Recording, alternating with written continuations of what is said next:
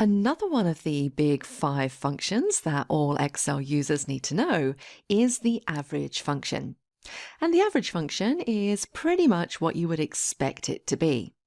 It's a function that helps you find the average of the values in the selected cell range. And much like the other functions that we've looked at in the last few lessons, the sum function and the count function, we can either type this function directly into the cell or we can use the functions dialog box.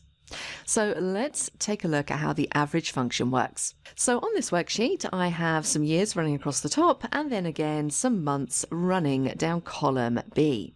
And then we have some values in this table. And what I want to do is at the end here in column G, I want to find the average amount of sales for January across all four of these years, 2018 to 2021. So for this, we can simply type in average into the cell. Once again, as soon as you can see it in Excel's IntelliSense menu, you can just press the Tab key to select it. And we have very similar arguments to the sum and count functions. Here, Excel just requires us to select the cell range that we want to find the average of.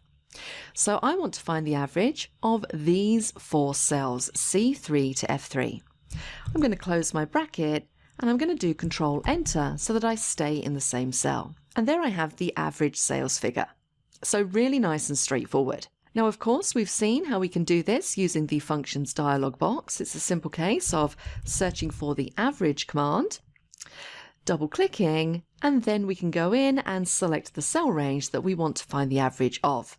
So pretty much the same as what we've done in the last two examples. So just to finish off this lesson, let's jump up to the Formulas tab and we're going to go to the Auto Sum drop-down.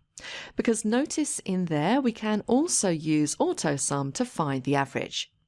So if we click Average, again notice it's made an incorrect selection.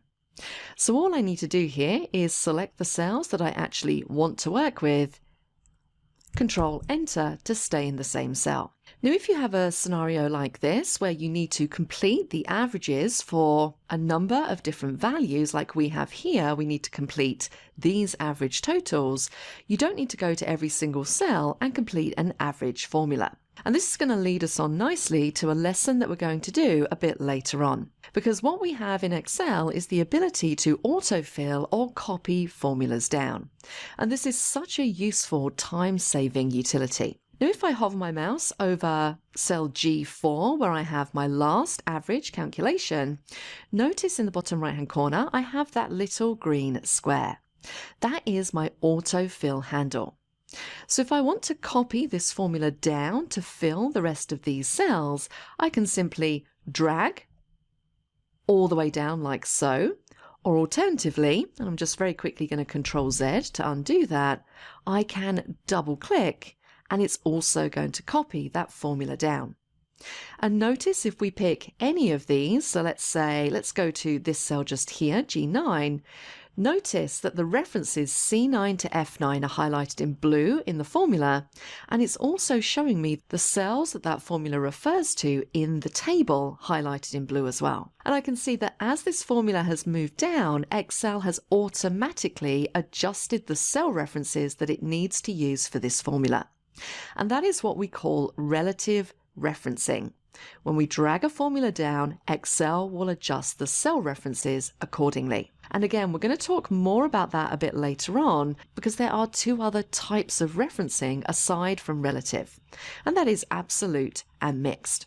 But for the time being, just be aware of this concept of relative referencing when you copy formulas down.